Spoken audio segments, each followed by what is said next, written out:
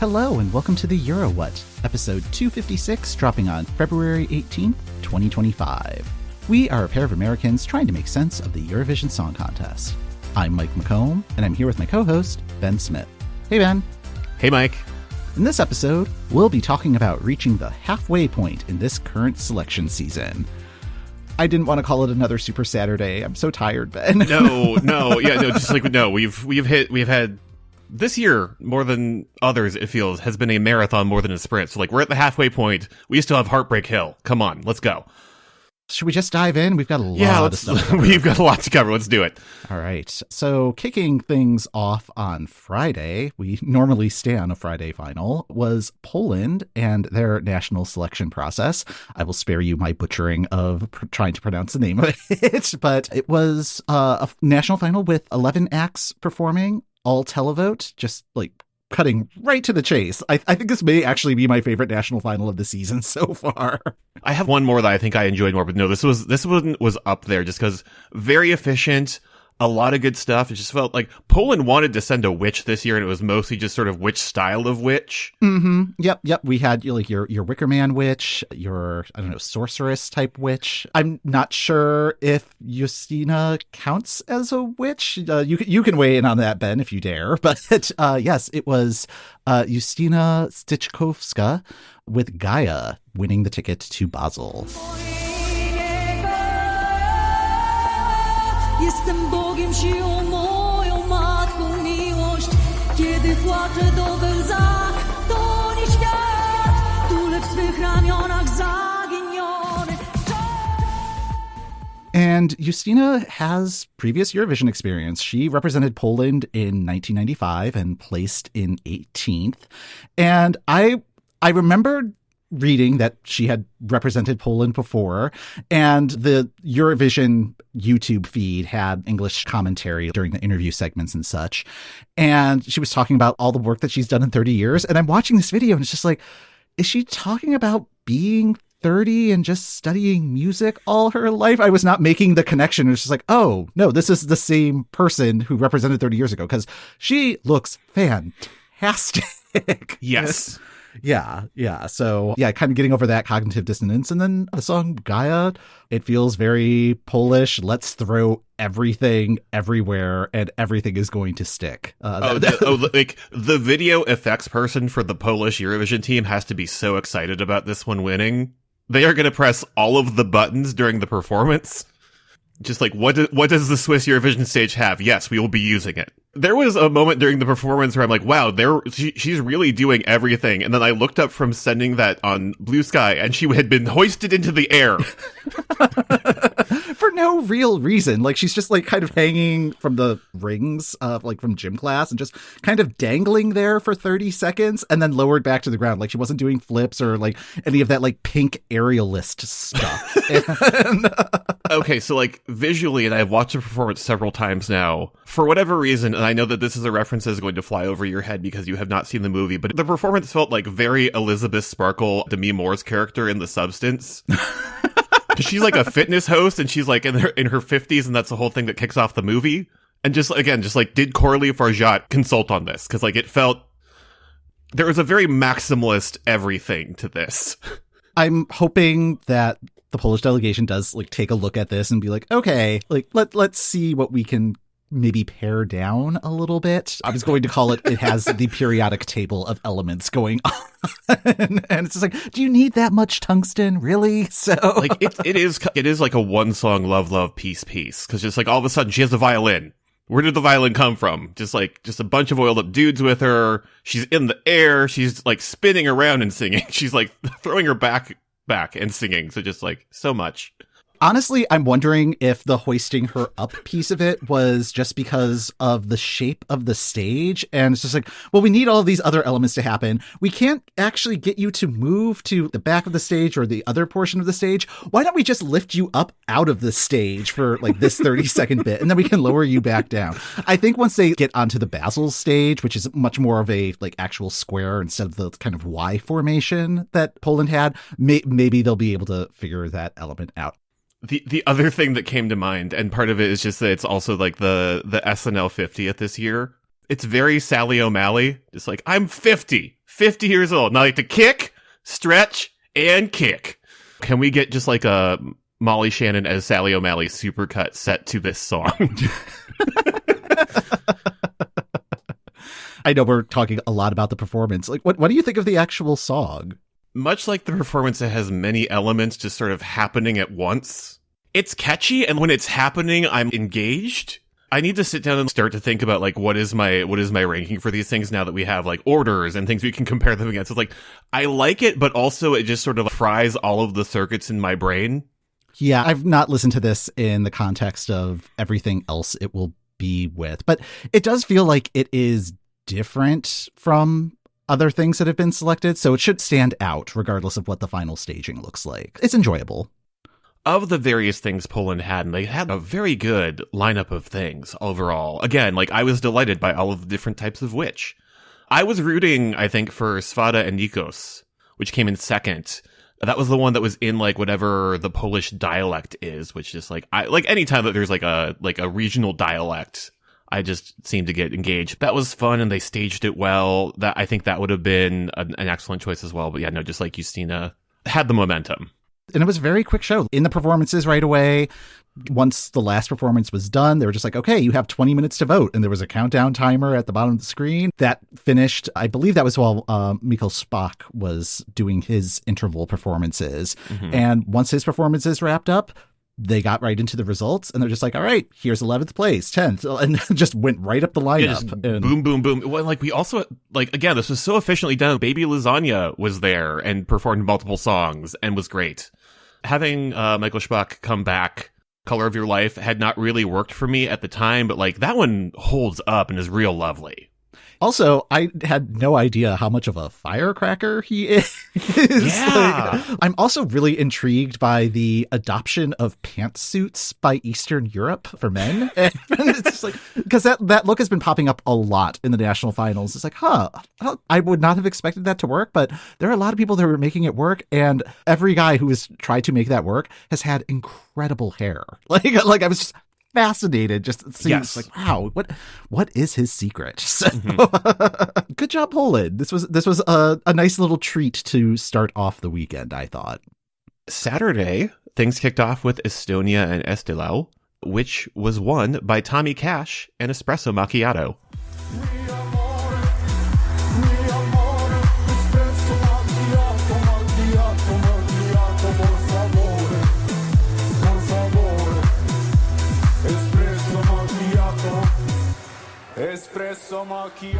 So this was a 16-song final with jury and televote to determine the super finalists. Tommy Cash won the jury, had 4 out of the 8 12s, and Marlon was second with 2 of the 8 12s. Yannick was third with Frozen. Andrei Zevakin featuring Carita Me Te Sind was in 4th. In the initial televote, Ants Tomorrow Never Comes was in 3rd. There was a lot of good stuff in this one too.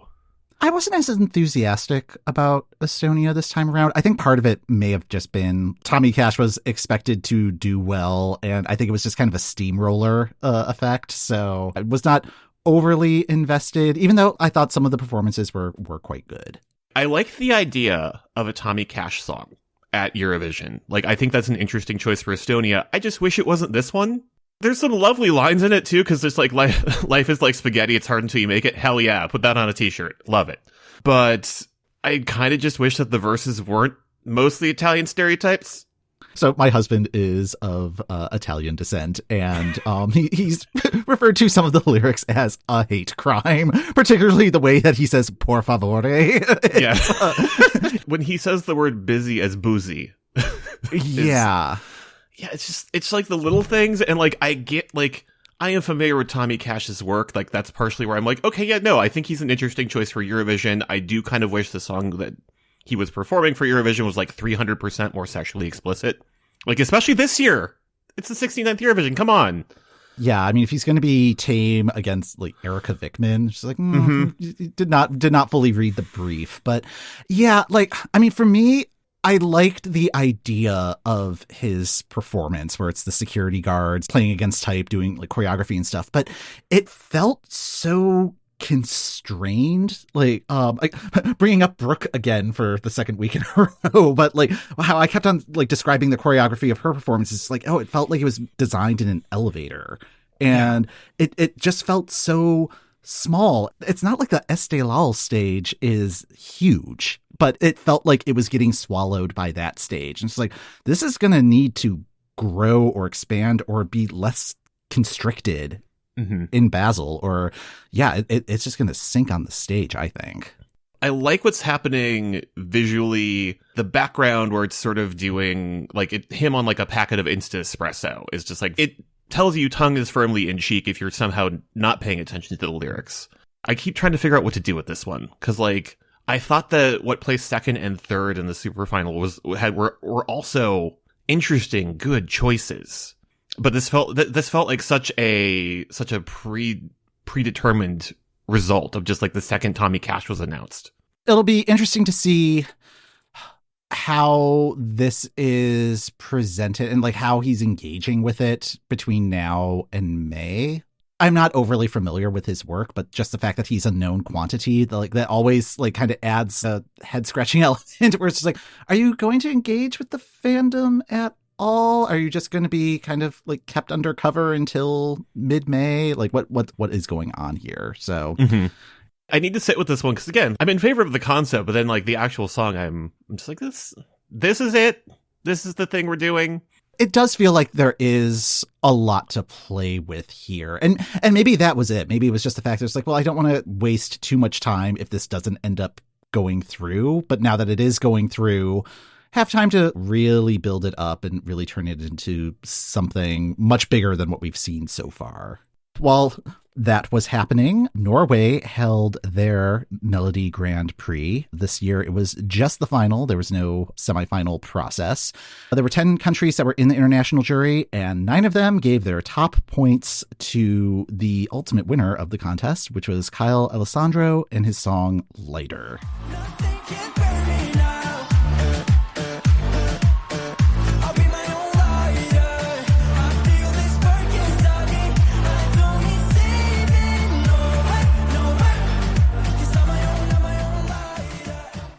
And with Norway, I was just like, well, none of these are really grabbing me one way or the other in this field. Because like, there's a lot of stuff where like, it could be this. I mean, the thing I was catching during Norway that I love that, and I love that you put in the show notes, Popcorn Man. Yeah, I had he was operating on a completely different show than everybody else. Yeah, no, it was like that was brought in like straight from like Songva Kapnen, honestly. Yeah, I'm just like let's just like hoist one of the hosts into the air of the arena and just give him a popcorn gun. A really aggressive popcorn gun, too. There was like a later segment where he's running through the audience, and I don't know the woman that he was assaulting with it, but like shot her right in the face with it. But like that was a bit like she was in on it, as far as I could tell. Like if this were happening in the US, that probably would have been Glenn Close who was getting that treatment. Yes, but it was just like, wow, what is happening? You got to sign the waiver when you go to these events. I guess, yeah. Looking at the international jury, I'm like, yeah, no, those are like the things where I was like, okay, yeah, these are the good ones. Kyle Alessandro stood out. Like, that was a very well staged performance. Nataline, that was also one of the ones that was up there for me. The Bobby Sox song, I don't fully understand. Like, if they had just done like an interval act where like, it's Bobby Sox and they're going to play La Svinga and then they're going to sing this new song, it would have been great. But as a competitor, I'm like, this is not the vibe this year. Honestly, I don't know if it would be the vibe any year. Like, it's Schlager is such a weird entity within the Eurovision ecosystem. Like, I understand its place in Nordic culture, but like for a wider audience, I don't think it necessarily hits. I'm wondering how much of the vote was nostalgia based as much as, oh no, this should be the song that should represent Norway in the year 2025. Yes, yeah, because they got a lot of the televote. They got 135 points in the televotes. And like they ended up with 164 total, so that was the majority of their points. But still, like I saw that, I'm just like, okay, but like, is this just nostalgia? Because this song is not a good Eurovision entry. I'm not surprised that Kyle won. I think part of it was just like, yeah, this is the best option out of some okay middling options. It's nice to see a male take on a Fuego, but I'm also not sure that like a Fuego clone is going to do it in 2025 either. Yeah, I mean, it's just kind of adding to this sort of like, I don't know, this vibe that is like, I don't know, definitely this weekend I would describe as I don't know this. I don't know if it's describing 2025 as a whole just yet. Lyrically, I'm kind of confused by the metaphor of the song. Is like, because it's like, you can't burn me down, I'll be my own lighter. Just like, okay, you can't burn me down, I'll burn me down. Yeah, I'll show you. I'm glad that he was able to find success post Umami Tsunami, and I'm just so angry that I have to I have to use that phrase again. No, I dug that up this morning, and it was like the line in the bio is just like, he was part of Umami Tsunami in 2023, which made it to the final and then placed last with Geronimo. The great Fort Knox. Oh goodness.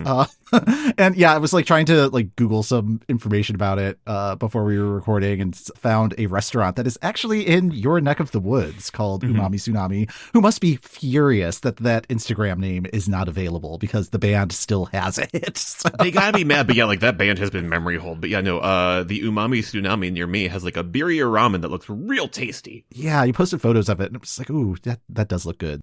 It's just far away enough that I can't order it delivery and have that be as hot as it clearly needs to be. If you do end up ordering anything from there, do report back, because that did look really tasty. So. Lithuania had the final for Eurovisia.lt, which had, surprise, 12 entries, not 10. The winner after their process this year is Katarsis and Tavo akys.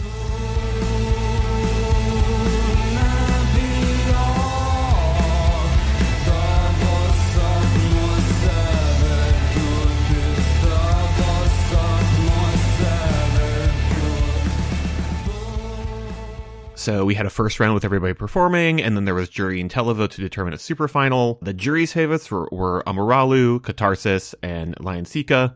The televote's favorites, not surprised, Black Biceps was right there, Katarsis and Lionsika.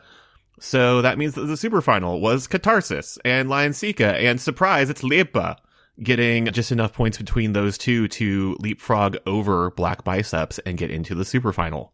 Katarsis then proceeded to crush the televote with like 60.8% of the televote. So yeah, they're going. There had been a significant drop-off in the voting participation on the first round to the second round. It turns out that the TCG Telecom was getting swarmed with the votes. An audit afterward shows that it would not have affected things, though. Katarsis were gonna win. As I was listening to this one again this morning, I was thinking about how you had said earlier this season of just like, who's capturing the vibe right now? Mm-hmm. Like, is this one capturing the vibe for you, Mike? I guess it is capturing a vibe that is out there right now, and it's just not the vibe that I really want to engage with. That's not to say that it's not capturing like the vibe. I think it's just like things aren't great right now. So yeah, it's just like, yeah, I think they are kind of touching on that. But yeah, I find this track to be kind of whiny. I still need to kind of sit with it a little bit. I did not engage with it during their qualifying performance. And like you, I was just kind of like hopscotching and only kind of focusing on more new stuff or things that I had not seen yet on Saturday. So I think I missed this during the actual final performance, and I was getting really impatient at the end of the day. Lithuania, they had only 12 contestants. Their show was like 3.5 hours long. And it's like, why?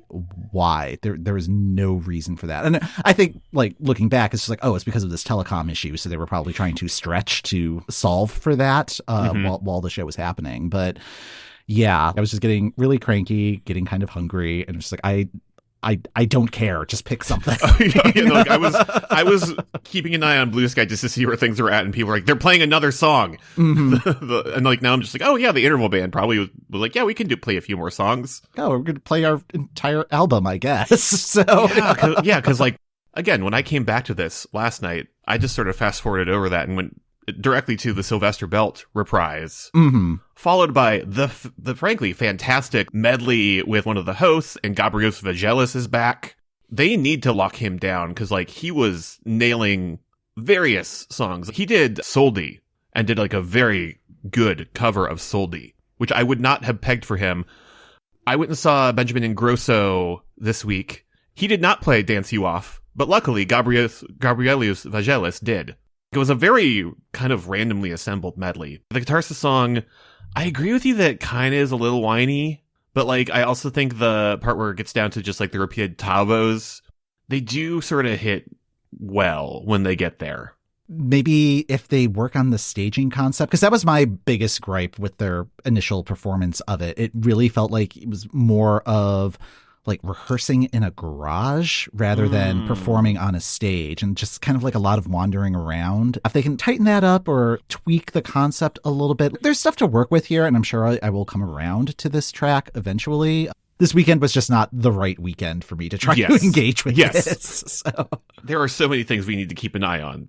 One of those things was Italy, which had their week-long Sanremo process. It started on Tuesday with the 29 competing entries all performing. They were split into two groups that performed on Wednesday and Thursday. Friday was covers night, where all 29 acts would do covers, do duets, and work with other people. That night wasn't actually part of the official scoring. It was just kind of like a side competition, but still part of the marathon that is Sanremo. Mm-hmm. And then Saturday's show was one final run through for all 29 contestants. That got cut to a top 5 based on the combined scoring of juries, radio juries, televote, tea leaves. I don't know what else, but when I look at the percentages, they're always so close. Yes, I do not understand the math of Italy's process because there's just so much of it. Despite the fact that acts like Georgia did very well in the first couple nights of the competition, was not enough to carry her through to the top 5. There were no women in the top 5, which, yeah, and it's not uncommon for Italy. I don't know why that's the case, but the act that came out on top was Olly and his song Balloda Nostalgia.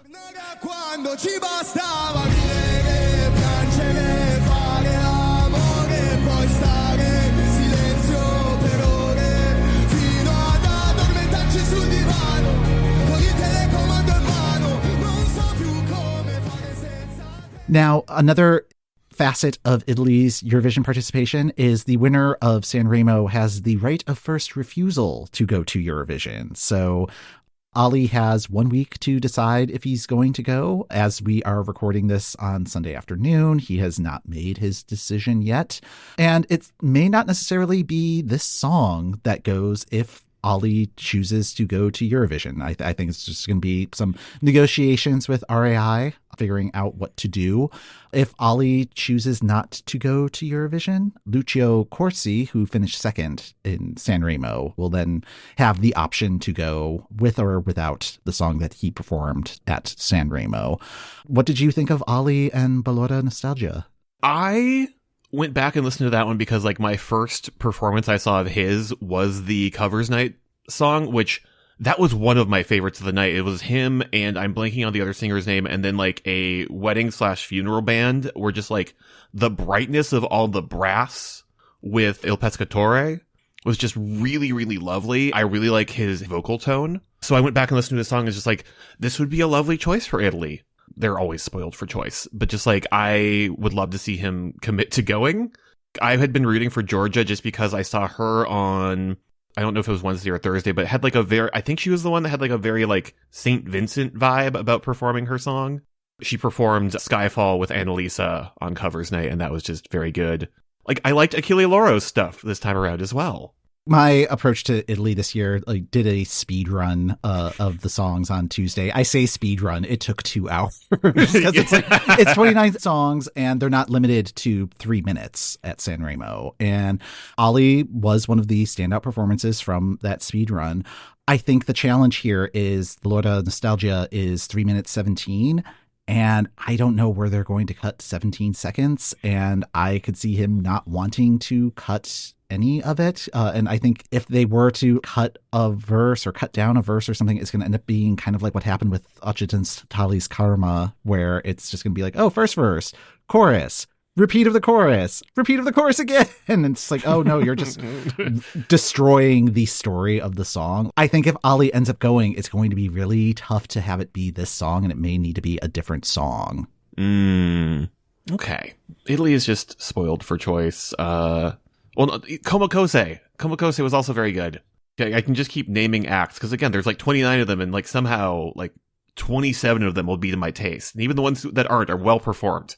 Yeah. That's the thing. I mean, like, I think it really does kind of come down to like what your personal taste is. Like this year, I did the speed run on Tuesday, and that was about the level of engagement that I did, just because it was just a completely different set than what we had last year. And last year was like almost perfectly calibrated to me. And this year it's just like, there's stuff that I like, but not as much as the stuff that I liked last year. So yeah, it just wasn't clicking with me as much. And again, there was just so much other stuff going on that it's just like, I think I just need to take a break from Italy this year. I will say I appreciated Carlo Conti's efficiency for Italy, but I kind of miss Amadeus. Yeah, I think that's another thing that was kind of apparent this weekend, that Eurovision fandom, not great with change. And no. Yeah, I had to mute the Sanremo tag on my main Blue Sky because there was just so much belly aching happening. And it's just like, I just don't have the patience for this train now. So yeah. Really, I just need Italy to figure out get more women into the top 5, please. For our thoughts on Italy, just like watch this space, because like there's like a whole week of deliberation that needs to happen. We have 19 songs. There's an asterisk there at the moment. So yes. Armenia closing off the actual selections, or at least the defined artist and song selections this weekend, with a Sunday morning final for Americans. Depi Evratesil is back. I was excited about that, and then I am concerned. This is another one where I'm like, these are because like Armenia has been knocking it out of the park with their internal selections, and there was some interesting stuff in the mix here, but there were real highs and lows in the selection this year. I'm kind of wondering if, knowing how they were going to do the announcement of the voting, where they were literally going Act 1 through Act 12 and giving them each their points, they stuck some of the good stuff on either end so that it would still be dramatic. I'm not sure that's the right word, but just sort of, just so that we wouldn't be like 5 songs in and go, oh, that's the winner. I think you could get that with any national final, and you just don't know how a performance is going to go. Like somebody could just be like, oh, they had terrible rehearsals, but then knocked it out of the park when it actually mattered, or rehearsals were going great. Oh, they fell down a flight of stairs or something. So I'm glad that this process was back, or just the fact that it wasn't like another internal selection. Because I think if they went internal, they may have selected differently. So what ended up winning is Parg's Survivor. I'm a survivor.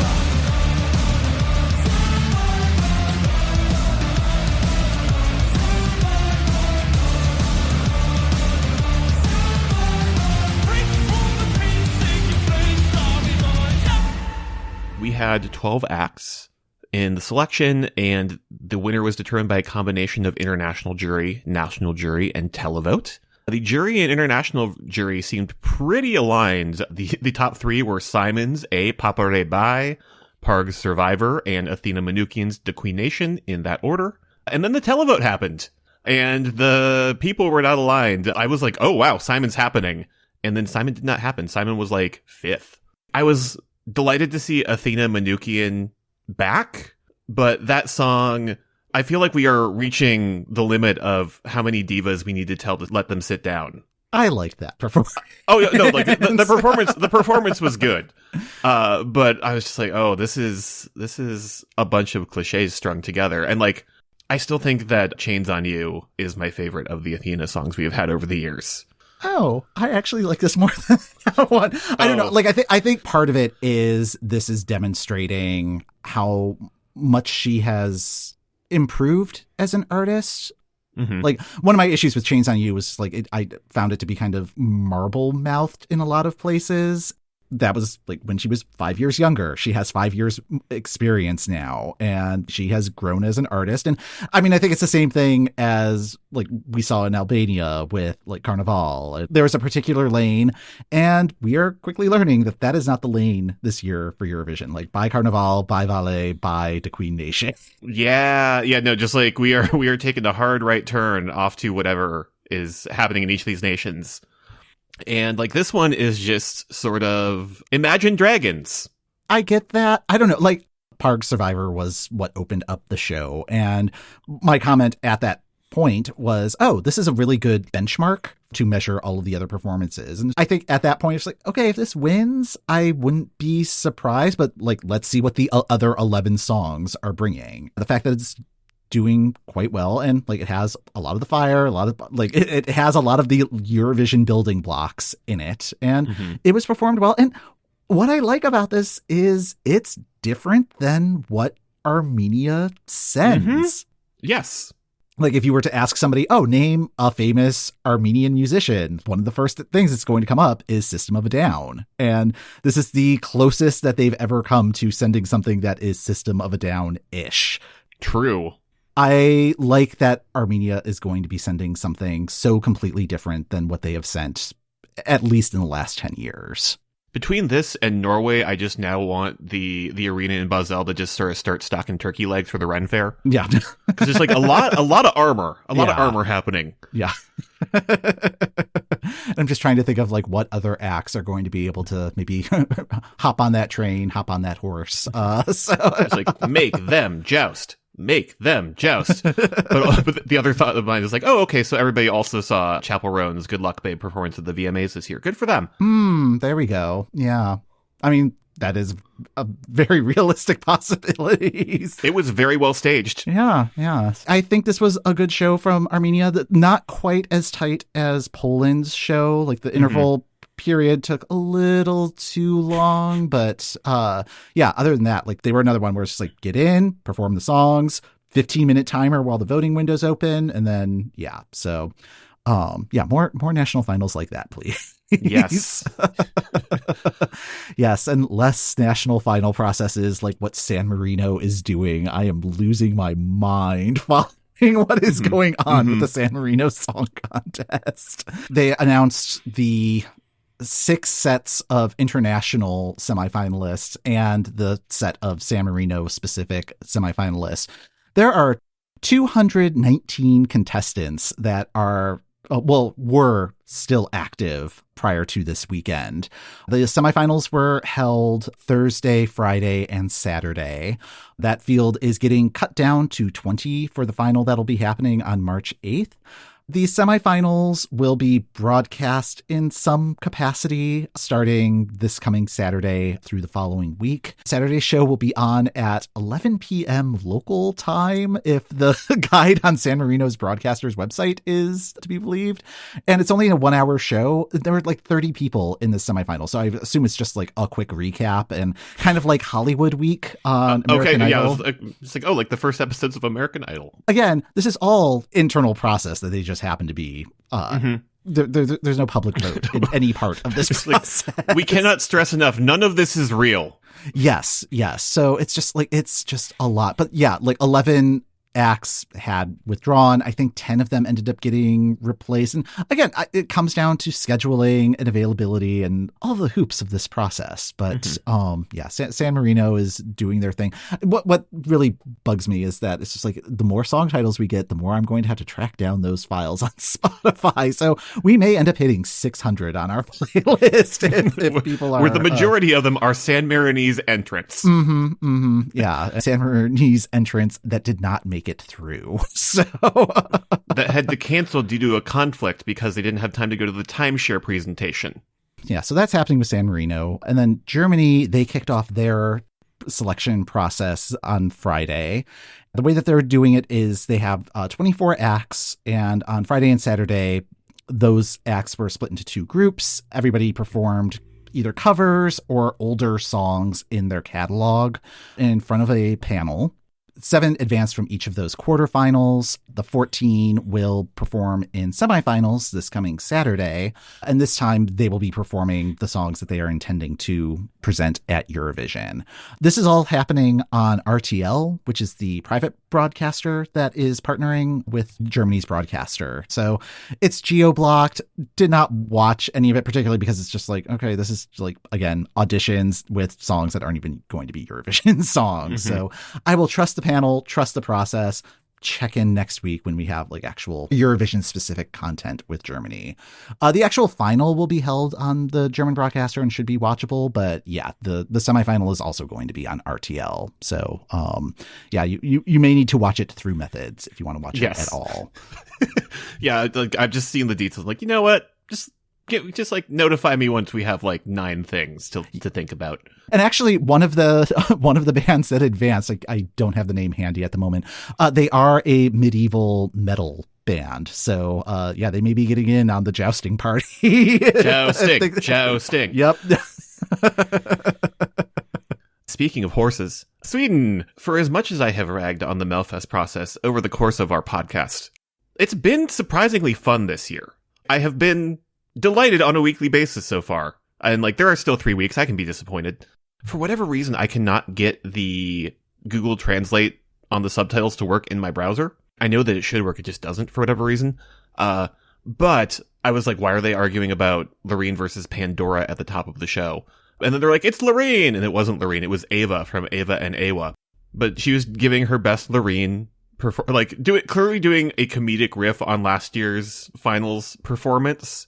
Oh, okay. The thing where she's on the Prometheus. Yeah, she's on like the weird stool. There's like the jellyfish thing has emerged from the top of the stage. But she's also wearing like the jumpsuit and the kimono from Euphoria because it quickly transitions into Euphoria. And she's got like the gloves with the nails on them. So like it's again, like all of it is coming across. I'm like, this is good. This is good. And then we had Pandora. I did not realize that Pandora of the Teflon Brothers from a couple UMKs ago was Swedish. I mean, that makes sense. But she showed up and she performed one of her songs, and it was lovely. I was watching that performance, and it's like, oh, this song is taking me back to 1996. And then I Googled it, and it's like, oh, it's from 1993. Okay, this is not new. So yeah, it is not new at all. Again, another Elizabeth Sparkle looking real good for 50s. Mm-hmm. This week's inscrutable postcard choice. Shirley Clamp is hosting a talk show for some reason. Shirley Clamp has participated in Melfest 6 times. I checked my spreadsheet.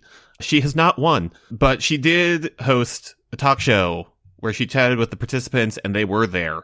So in terms of results this week, direct to the final, Grazula's Believe Me. That one stood out for me. Like, it had like a real sort of like Elton John, Freddie Mercury vibe. I think it's my favorite of what's gone through the final so far. Annika Vikkehelder, Life Again, very solid vocal performance, kind of gospel-y at places. I understood why that did well with everybody and why that went through. Third place in the voting round did not go to Malu Preetz and 24 Karat Gold, which is like very much the Housewives song of this season. Oh, interesting. I like the song. I would not have put it in that category, but I would say that I don't think Malu Preetz was the right artist. It's not a Malu Preetz song. I think she did well within what she brings to pop songs, but this is something that needed a little bit more raspiness to it, or like a little bit more age. Like, I think an older artist might have done well with it.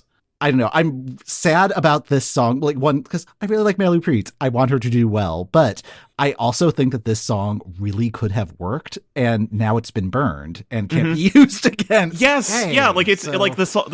I am fully in agreement. The song is decent. The artist I like a lot and want to see succeed and do well. They are a bad pair together. I wouldn't even say that they're bad. It's just like, oh, there's a better combination out there, and this one just isn't it. She's given it her all, but like, it's just not her song. Going to the third place voting round, one of your choices now is Dolly Styles' Yeehaw.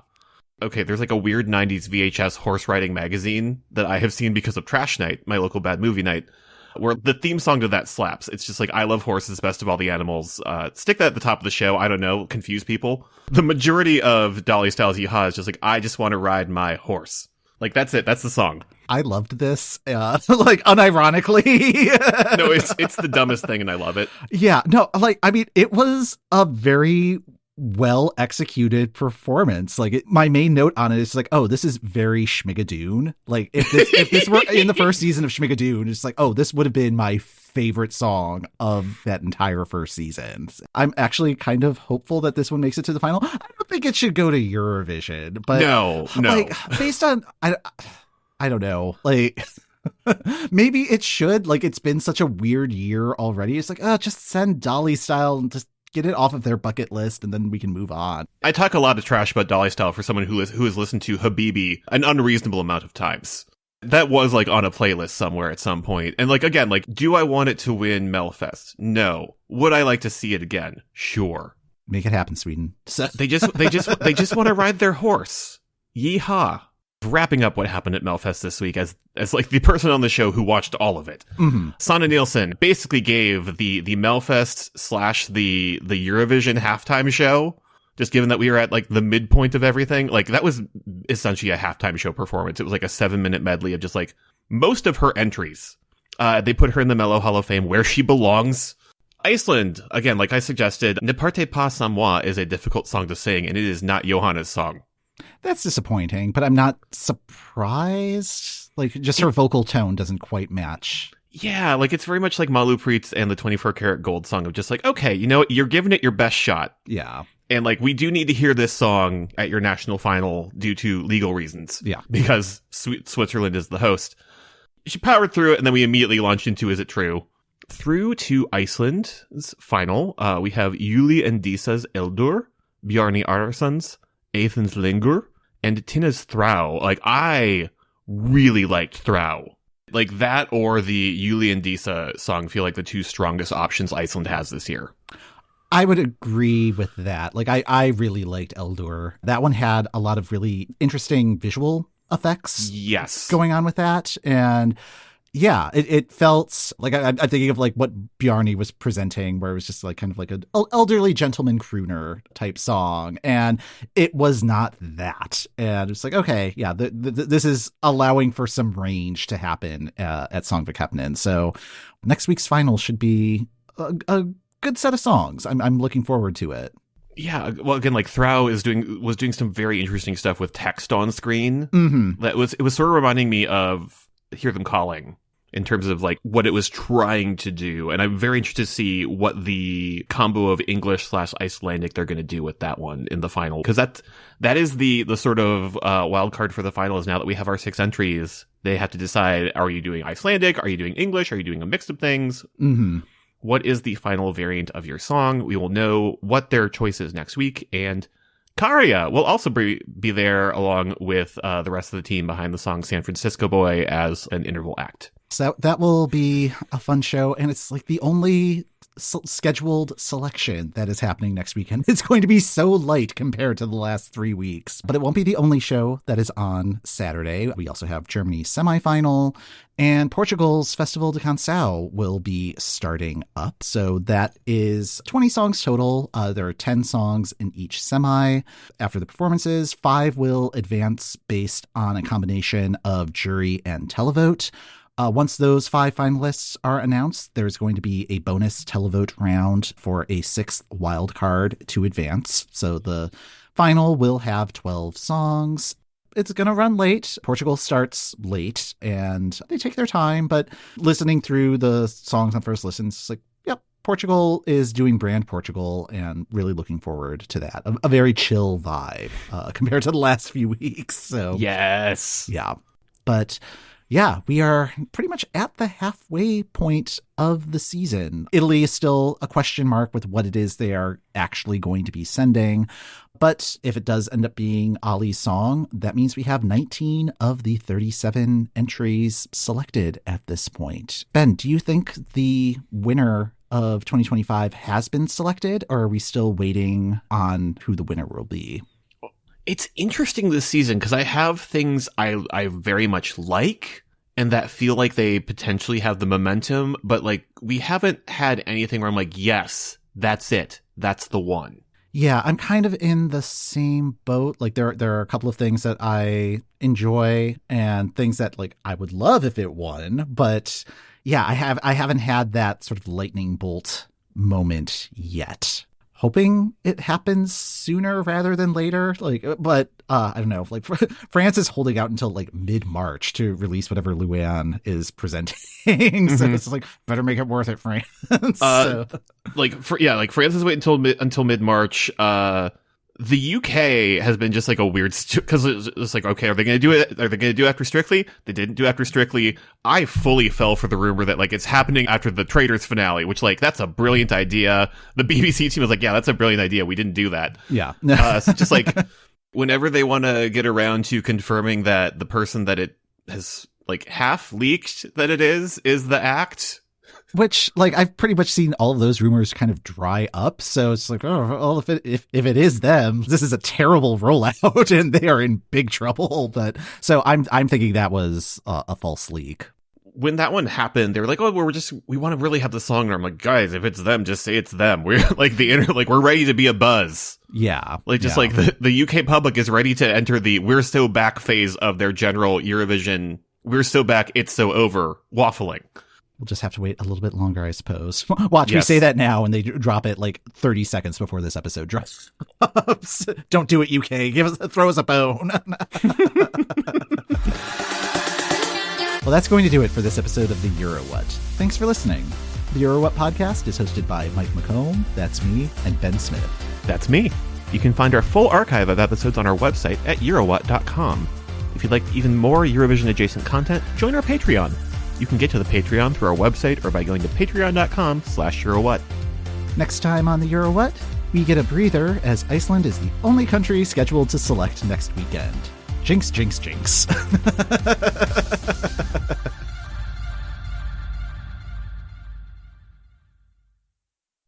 Yeehaw!